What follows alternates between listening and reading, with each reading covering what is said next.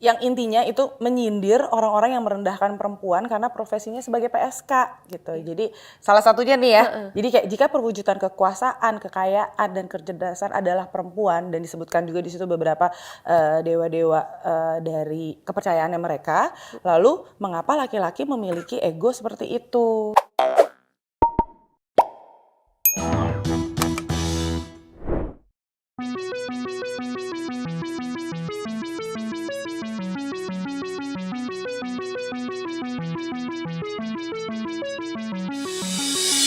Film yang mengangkat isu patriarki dan diskriminasi terhadap perempuan ini memberikan kita gambaran bagaimana kisah dua perempuan yang dihadapkan dengan masalah hidup hingga gangguan kesehatan mental, serta perjuangan menuntut hak-hak pekerja perempuan yang selalu dianggap rendah dan kotor. Selamat datang di Sinepuan. Ini dia review film Kim Ji Young Born 1982 dan Ganggu by Katia Wadi. Hai, selamat datang di konten Sinepuan. Buat kawan puan yang suka nonton atau pengen tahu nih series atau film apa yang lagi trending, sekarang kalian punya tempat yang tepat. Karena di Sinepuan kita bakal kupas tuntas nih semua film atau series yang lagi happening yang pastinya seru banget. Nah Kak, di episode kali ini kita mau bahas dua film yang diadaptasi dari buku. Jadi film Kim Ji Young Born 1982 itu diadaptasi dari buku yang judulnya sama. Terus kedua kita mau bahas film yang tayang di Netflix, ini judulnya Ganggu by Katia Wadi. Itu diangkat dari buku yang judulnya Mafia Queens of Mumbai. Yang pertama kita mau bahas dulu soal Kim Ji Young Born 1982. Iya. Nah ini kan sinopsisnya, ini kan dia bercerita tentang Ji-young atau yang diperankan oleh Jung Yumi, seorang ibu muda yang berusia 30-an yang hidup bahagia nih sebenarnya dia dengan keluarga kecilnya. Kebetulan Ji-young ini punya suami penyayang banget namanya Jung Dae-young dan putri kecil mereka. Sebenarnya tuh si film ini menceritakan tentang problematika ibu rumah tangga. Iya. Nah, rutinitas sebagai ibu rumah tangga itu sebenarnya kan memang bekerja tanpa jeda gitu. Dan seringkali itu terjadi tuh kelelahan, capek gitu ya. Bahkan Ji-young juga harus menghadapi tindakan diskriminatif yang datang dari keluarga karena usahanya. Dia merasa dia jadi istri tuh selalu kurang baik, selalu kurang, pokoknya di pandangan sekitarnya, karena kita kan tahu ya rata-rata yang terjadi di dunia ini adalah patriarki banget. Sistem masyarakat kita masih patriarki banget. Jadi itu jadi beban lah buat si Ji-young ini yang kebetulan juga dia punya isu kesehatan mental. Oh jadi aduh bebannya nambah numpuk banget. Bener. Dan setelah aku nonton film ini ya, si Ji-young ini kan hidup di lingkungan yang sangat patriarki yang tadi kakak udah bilang juga kan, gimana dia udah usaha menjadi istri dan ibu yang baik, tapi tetap aja kerasa nggak cukup.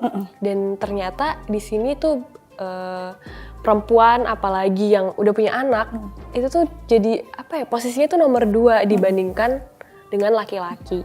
Nah karena ini karakternya perempuan dan dari sudut pandang perempuan udah pasti nih film feminis banget dan ngangkat soal isu feminisme sendiri. Suami Ji-young yang diinginkan untuk bisa berbagi tugas rumah tangga, terus juga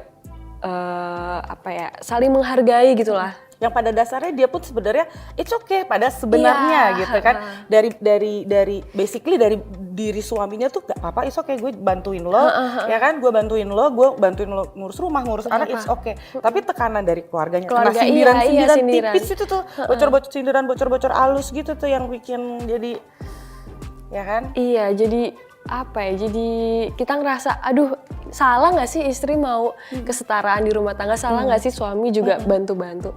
Sebenarnya itu deket banget nggak sih sama kita kita sebagai perempuan sebagai gitu perempuan ya. Benar sih, emang kayak cari suami tuh pilih-pilih gitu, tapi lebih milih, kayaknya lebih milih mertua harganya deh. Iya betul. Iya nggak sih? Iya, karena kita kan nikah ya seperti semua orang tahu, kita nikah bukan cuma sama suaminya, bukan sama istrinya, tapi juga sama keluarga. Iya betul. Ya nonton film ini sih buat aku yang belum nikah ya, jadi jadi kalau mencari cowok ya lihat background keluarganya juga gitu. Bener banget Langit. Nah ini kan juga menyoroti soal ibu rumah tangga ya, kehidupan, kesulitan menjadi ibu rumah tangga. yang gimana yang tadi kita udah bilang berusaha sebaik apapun tuh nggak pernah cukup gitu. Ini buat aku yang belum nikah jadi ibu rumah tangga, ya ini kayak ternyata secara global, secara di seluruh dunia jadi ibu rumah tangga, jadi perempuan itu sulit, serba salah. Serba salah. Gitu. Bener banget. Aku langsung gitu. Ya sudah berpengalaman. Aku sebagai ibu rumah tangga gitu dan ibu beranak satu juga gitu ya. Itu sih emang berat sih karena aku udah ada di posisi waktu anak aku lahir, aku stay di rumah karena aku pengen nemenin anak aku juga. Abis itu ternyata aku pun merasakan hal yang kayak, kok gue gini-gini aja kayaknya hidup gue di rumah gitu. Pada akhirnya aku memutuskan untuk kerja gitu. Dan aku tuh makanya aku pas nonton ini tuh bener-bener nangis, gerung-gerung nonton ini karena bener kayak wow ini tuh real. Padahal sebenarnya yang dibahas di film ini tuh kan simple ya, bukan drama yang sampai drama dia just sampai gimana banget gitu kan. Enggak banget, bener-bener real banget gitu. Disindir mertua, terus dibahas sama teman-teman kantor suaminya gitu kan. Tapi kayak beruntungnya dia punya suami yang sebenarnya ngerti gitu posisi istrinya gitu. Dan yang dia nangis, ada scene yang dia nangis suaminya begitu lihat Jiyoung itu ngomong sendiri gitu kan. Terus dia search apakah istri aku kesurupan. Itu sih bagus sih, aku suka film ini. Dan aku ngeliatnya juga bener sih, ini tuh bukan drama yang grande, yang enggak, ini bener-bener membumi dan dekat. Deket banget, dan itu justru yang bikin ngena sih gitu.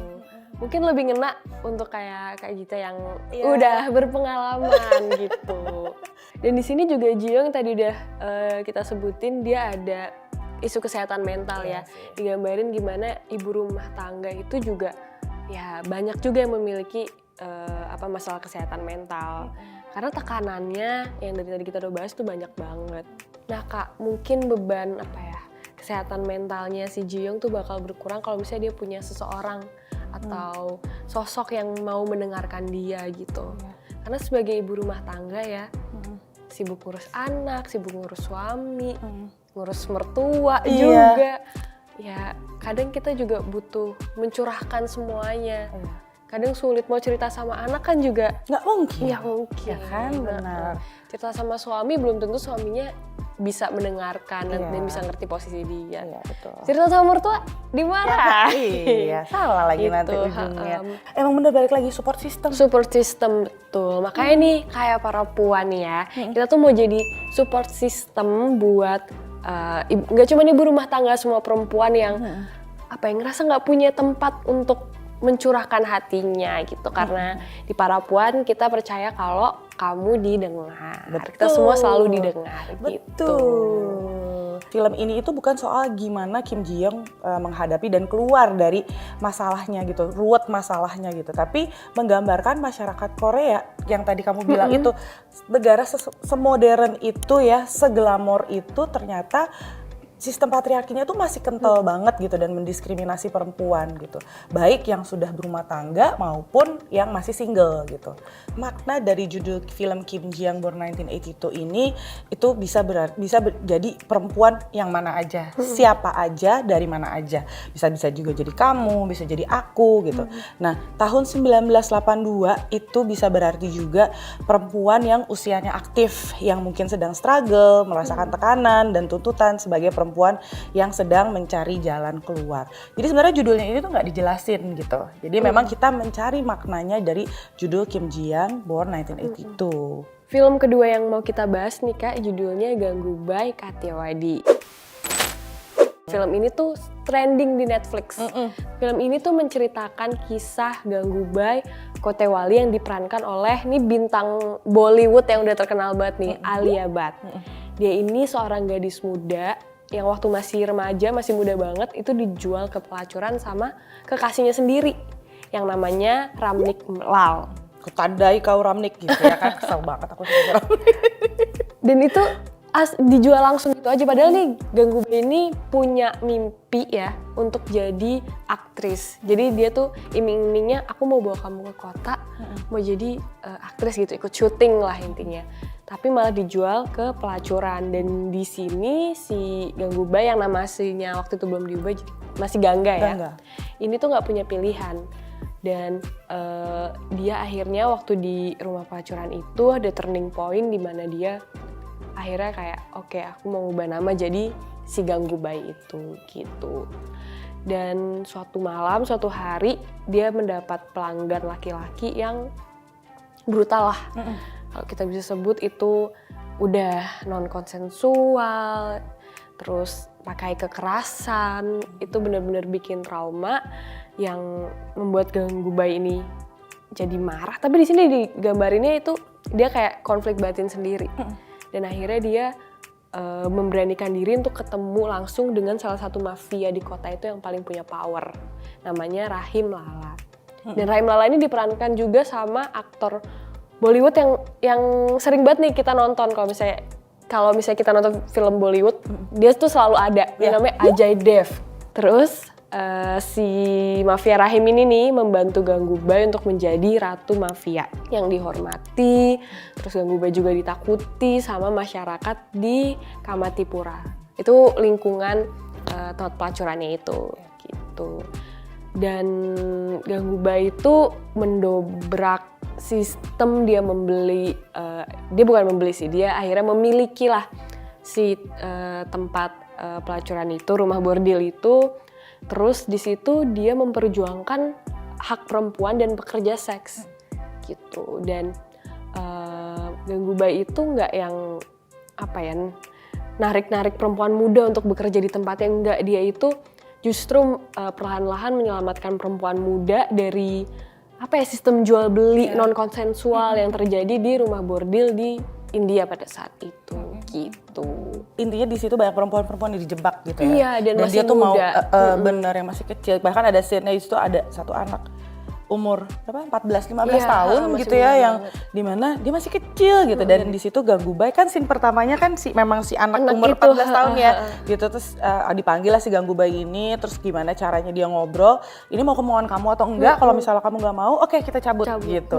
Itu sih. Nah, kalau aku, yang pertama aku suka banget dari film itu, yang pertama tone warnanya sih. Menurut aku tuh enak banget di mata gitu. Terus ya namanya juga film Bollywood, tidak jauh-jauh dari yang namanya tari-tari, dancing gitu ya kan. Tapi memang gaya penuturannya yang linear ini dan lambat itu berhasil menggambarkan transisi masa hidup Gangubai dari seorang remaja perempuan yang terpaksa jadi PSK sampai akhirnya jadi seorang perempuan powerful, jadi perempuan yang berdaya, paling berpengaruh di Kamatipura. Gangubai ini juga berani menuntut legalitas atau hak legal dari pekerja seks komersial gitu. Di sini juga pekerja seks itu kan kadang mungkin mendapat pelanggan yang nggak aware sama konsen dan juga pakai pengaman. Kadang mereka juga hamil anak siapa nggak tahu gitu, dan anak-anaknya terlantar. Tapi Gangubai ini mau memperjuangkan hak pendidikan, menjamin anak-anak dari teman-teman pekerja seks itu untuk bisa punya masa depan yang lebih baik gitu. Itu keren banget sih. Terus banyak juga dialog-dialog yang powerful gitu ya di film ini gitu, dari yang intinya itu menyindir orang-orang yang merendahkan perempuan karena profesinya sebagai PSK gitu. Jadi salah satunya nih ya, jadi kayak jika perwujudan kekuasaan, kekayaan dan kecerdasan adalah perempuan, dan disebutkan juga di situ beberapa dewa-dewa dari kepercayaannya mereka, lalu mengapa laki-laki memiliki ego seperti itu gitu. Jadi benar-benar sih Gangubai itu dia sebenarnya pinter, padahal sebenarnya backgroundnya dia bukan orang susah gitu kan, gitu, tapi karena buta cinta makanya dia bucin-bucin amat. Bahaya.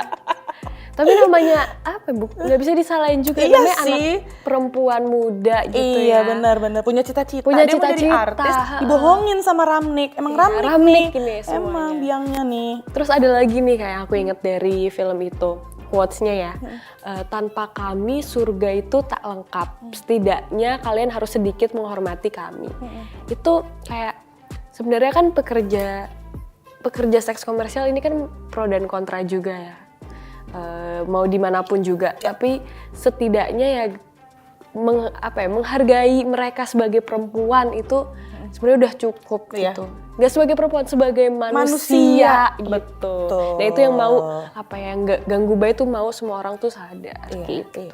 Jadi Ganggubai itu memang dia kita bicara soal harga diri dan martabat nih ya gitu. Jadi walaupun mereka atau kita ini kerja sebagai pekerja seks komersil gitu, dia mengangkat kami lebih bermartabat daripada orang-orang di luar sana. Ketika martabat satu orang itu hilang sekali, maka selamanya akan hidup sebagai orang yang tidak bermartabat. Sedangkan kami setiap malam tuh menjual martabat kami, tapi sepertinya tidak habis-habis gitu. Jadi dan mereka juga nggak pernah mendiskriminasi siapapun orang yang datang ke rumah bordilnya gitu ya kan. Tapi kenapa kami selalu jadi korban diskriminasi dan dikucilkan dari masyarakat? Salah satunya contohnya pasin sekolahnya itu rumah bordelnya dia mau digusur, mau karena mau dibangun sekolah. Mau dibangun sekolah.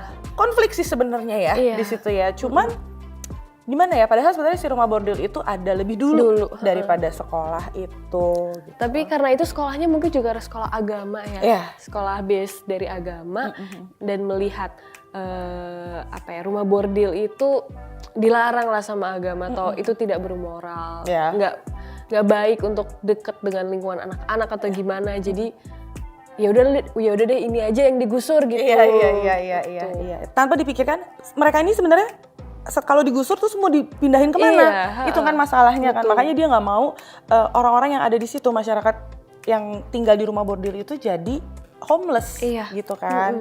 Jadi memang, tapi sebenarnya Ganggubai mungkin memang nggak bisa merubah kenyataan bahwa dia adalah seorang PSK. Tapi dia selalu berusaha membebaskan perempuan, terutama hak-hak perempuan yang ada di Kamatipura terhadap tindak dari pelecehan dan eksploitasi. Iya, jadi ini yang aku salut banget dari Ganggubai juga. Ya emang keadaannya dia dijebak jadi pekerja seks bukan keinginan dia, tapi dia nggak meratapi. Bangun dari keterpurukan gitu bangun ya. Itu sangat jadi motivasi sendiri gitu. Started from the bottom, now we here gitu. Gitu, ya kan? Bener-bener definisi girl boss lah. Iya, girl boss sih dia sih. Ganggubai itu. Ganggubai itu jadi motivasi buat perempuan-perempuan di Kamatipura untuk berani bermimpi. Jadi dia berhasil wujudin mimpinya. Aku ingat banget tuh dia kayak musuhnya dia pernah bilang kalau misalnya nggak mungkin kalau misalnya Ganggubai ini jadi pemimpin Kamatipura. Dan dia juga bilang nggak mungkin kalau orang tuh mau atau ada pernikahan yang bakal digelar di Kamatipura ini. Tapi dia berhasil pertama jadi nyonya rumah bordil, terus kemudian dia jadi pemimpin Kamatipura, dan kemudian dia juga mengadakan pesta pernikahan yang meriah di situ. Jadi mimpi-mimpi sebenarnya dia mendobrak norma-norma. Dan mendobrak pemikiran dari si musuhnya itu. Dan dia wujudin mimpi-mimpi kecil, nggak kecil sebenarnya, itu mimpi yang sangat besar. Yang impossible, jadi sebenarnya nggak ada impossible, everything is possible.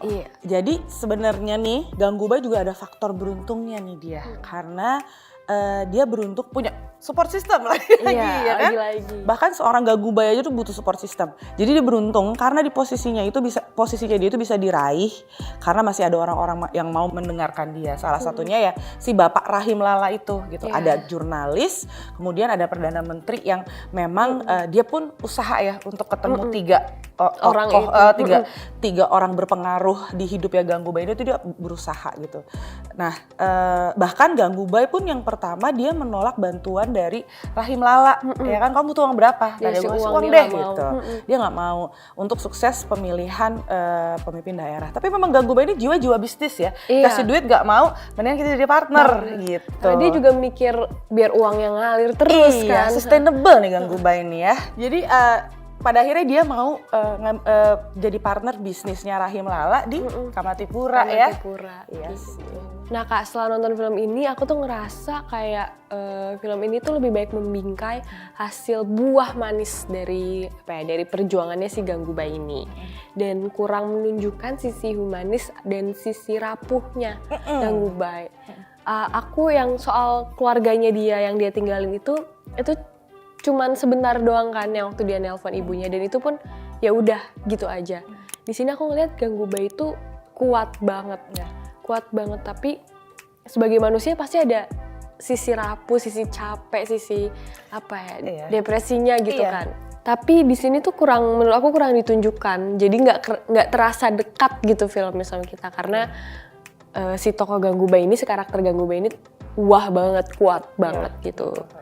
Dan di sini dia kan portraitnya dia kan sebagai Queen of Mafia gitu.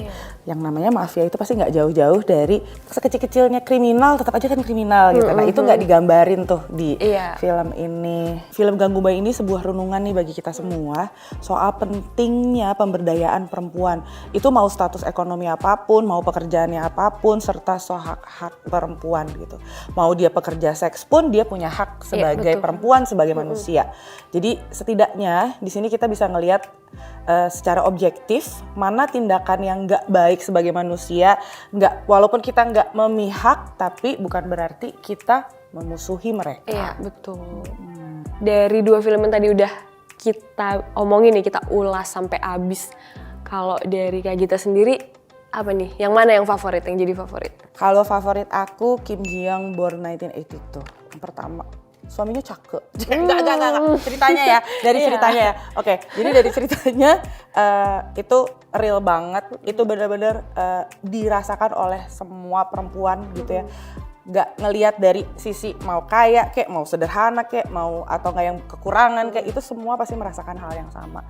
Dan itu di situ aku ngelihat itu jadi refleksi ke aku untuk ngerubah cycle itu. Kalau misalnya aku punya anak gitu ya, kalau misalnya anak aku punya istri atau anak aku punya suami gitu, aku jangan lakukan hal yang sama gitu. Jadi benar-benar balik lagi support system, kita jadi support system sesama perempuan. Support system untuk anak juga gitu. Jadi aku lebih suka Kim Ji Young. Oke. Kalau aku lebih suka Gangguba sih, karena aku belum bisa relate sama urusan rumah tangga itu. Dan menurut aku apa yang tadi aku bilang, Gangguba itu kayak girl boss. Dan di usia-usia yang aku merasa cukup ambisius dengan mimpi gitu, aku melihat bahwa nothing is impossible gitu. Jadi kayak mau jadi apapun itu bisa diraih gitu, asal berani gitu, harus berani gitu. Keren sih. Bagus. Segitu dulu Sinepuan kali ini. Jangan lupa like, subscribe, dan tinggalkan komentar di bawah. Film atau series apa lagi yang harus kita review. Sampai ketemu di episode selanjutnya. Bye-bye.